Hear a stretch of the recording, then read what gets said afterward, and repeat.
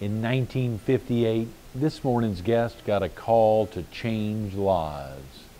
In 1991, he got a call to do it at Ocean Lakes Family Campground.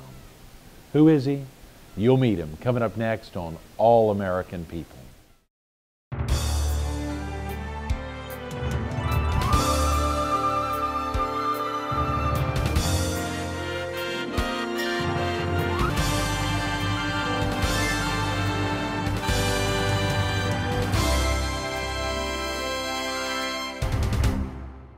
Good morning. Welcome to All American People. This morning we're at the Campground of the Year, as voted on by All American Cities, Ocean Lakes Family Campground.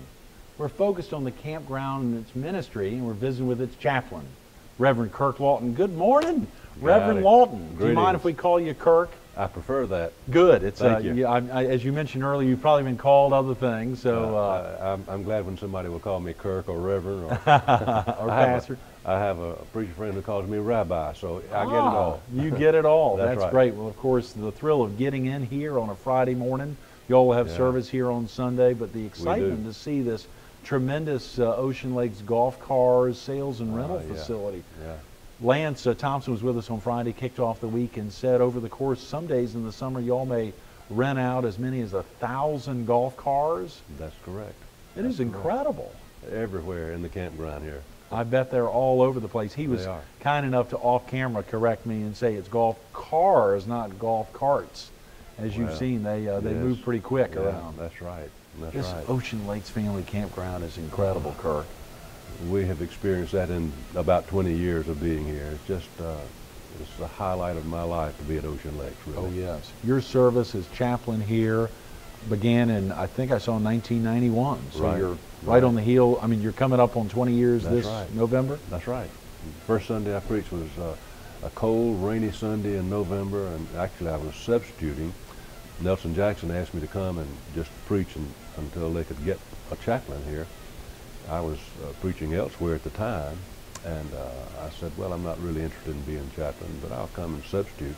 Yeah. So I thought there might be 25, 30 people here on that cold, rainy Sunday. We had between 600 and 700 people in the service. In November? Yeah, yeah. And of course we have rallies that come in November too. Right, yeah. But fall is a good season. You know, a lot of people like the fall to come to the campground.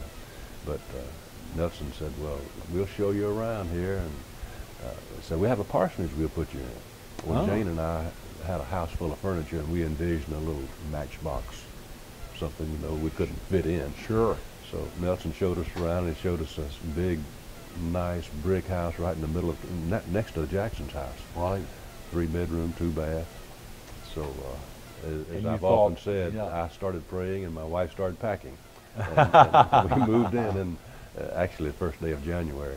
But I started in November of '91. That is tremendous. So you actually, over the course of this 20 years, have lived even here for much of this time. You still live here now? Right in the middle of the camp. Oh, wow. I didn't know that. That's tremendous. I assumed you, I think I saw over the first 10 years of your chaplaincy that you also were serving as chaplain at an area hospital. That's right. And so, but you, your full-time was here and full-time there. I mean, they must have really wanted you. Well, it was an honor to be in both places, really. I thoroughly enjoyed the hospital chaplaincy at Conway Hospital. But I also, there's something unique about the campground chaplaincy. It's something I had never done before. Is it a family life center that you... It's a recreation building. Recreation. Yeah, it's a multi-purpose building. And it can serve as many as, did I see, was it 1,700 folks in there? Now, is that actually where the services are held? Yes, yes, on Sunday morning. We have had as many as 2,300 there. One Easter Sunday, we had the Gatlin brothers to sing the special music for us. My wife lines up all the special music every Sunday. We have a connection with Rudy Gatlin, and so we got the Gatlin brothers to come and sing. That was Sunday. That's when we had 2,300 people here. I always laugh and say after the special music, everybody got up and left for the sermon. Not really. I'm sure. But we have had that many in the building there. That's incredible, Kirk. How exciting. And of course to see you've packed him in there for great services. You've also, sadly to say, packed him in there for some big funerals that have, or of a sort. I know within the last year, in the last 12 months, you all have experienced some tremendous loss here, at least right. physical loss Yes. here at Ocean Lakes With Family Mr. Campground. Jackson. Right.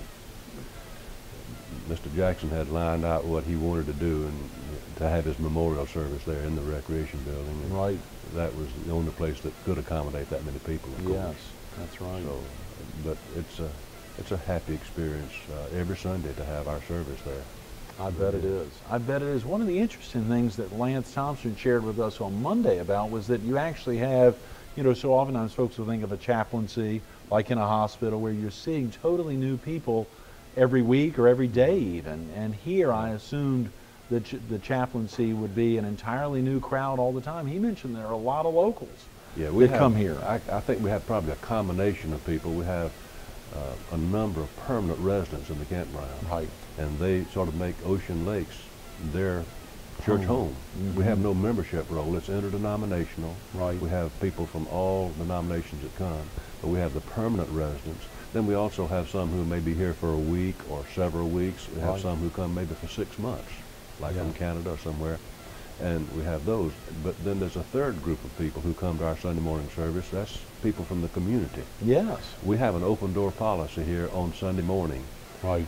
If you don't have a pass to get in, when you come to the security, just say, we're going to church. Come right in.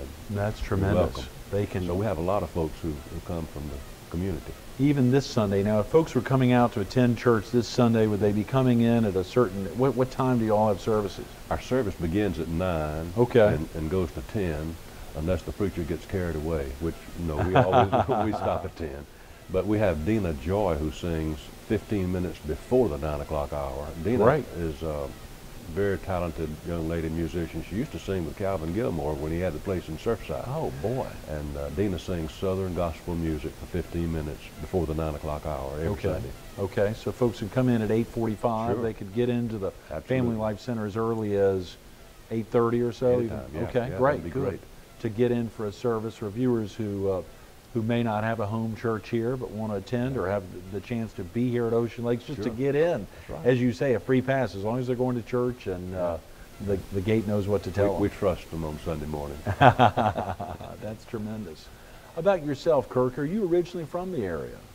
Was born in Anderson, South Carolina, but never lived there. My dad was pastor in a little place, Belton, outside of Anderson. Mother was carried into the Anderson hospital for me to be born.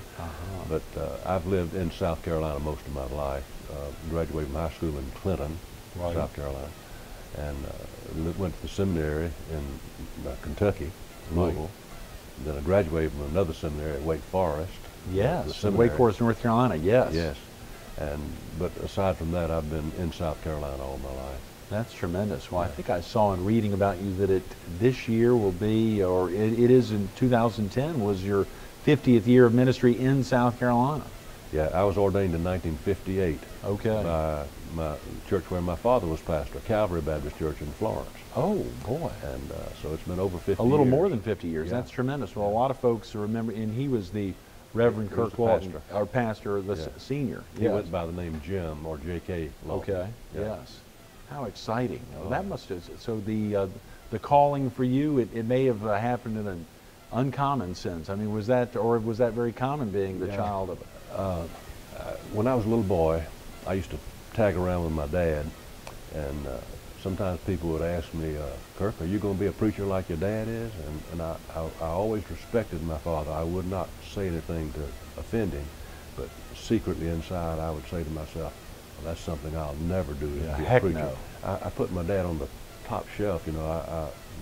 He was the almighty from a physical, earthly standpoint. Right. You know? And I said I could never be a preacher. But as time went along, I did feel that that's what God wanted me to do, and so I was surprised that God chose me to do that. I just felt that that was something I love music, and I wondered at one time about the ministry of music.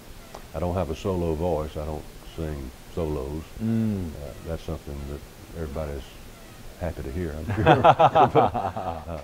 But I have loved music, and I thought about maybe being a minister of music in the church, but I said, no, I don't believe that was it. And so it was not a blinding light experience. I didn't hear a voice out of the sky. But it was a gradual feeling that God placed on my heart, that pastorate was. Are there some typical, is it such thing as a gift that someone going into a pastoral service, into the ministry, needs to have? Are there certain qualities that you knew you had that would enable you to serve that role, whether as a director of music in a church or even in this role as a full-fledged pastor? Greg, I think the big thing for a person going into the pastorate is to be what we say is God called. My wife, Jane, has a son, and the name is Rick. In fact, we can talk about that later. But Rick asked Jane one time, "Mama, do you think I ought to be a preacher?" And her response was very wise. She said, "Son, if God calls you to preach, that'd be great.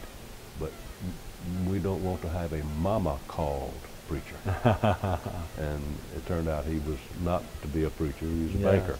Yes. But, I think that's the important thing. If God calls a person, right, and that's the thing that some people debate nowadays, being called. Oh, yeah. I think we're given a calling not only to the ministry, but I think some people have a calling for other vocations, and they're just as wonderful, right, if it's what God wants a person to do. Yes. So. Is that an audible voice for folks who haven't shared a life with Christ or with God? Is that how does that occur? How do they know if God's calling them into becoming a banker, for instance, or what that call is? I would not minimize or ridicule anybody who might say, "I heard the voice of God." I have never heard the voice of God with my ears. It's been more of a feeling in my heart, that kind of gradual thing.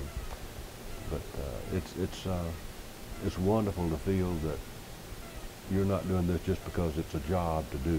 Right. But when you know that the Lord is behind what you're doing or trying to do, yes, I think when God calls, then He equips. Yes. And He expects us to get equipped, do what we can do. Like, for example, for me, going on to the seminary and getting the education. Right. That's a part of it. The call of God is, I think it's wonderful. My dad used to say when people asked if I'm going to be a preacher, he would answer them, "Well, I don't know what God has for Kirk, but if God were to call him to preach, I'd be very happy." Yeah. And it turned out that's what Absolutely. God did. That it did. Well, you mentioned calling could be for anything, and there is a local connection there. You're Rick and Paul Saunders obviously got a great calling there. Jane's two of her three sons got a great calling to kick off and launch First Reliance Bank there in Florence, and have had a very successful run, not only in the PD, here at the beach, Charleston, the Midlands, all over. They've really expanded and done some great things statewide. They were employed at another bank at the time. Right. And they decided they wanted to resign their jobs. They were vice presidents, each of them at another bank. Right.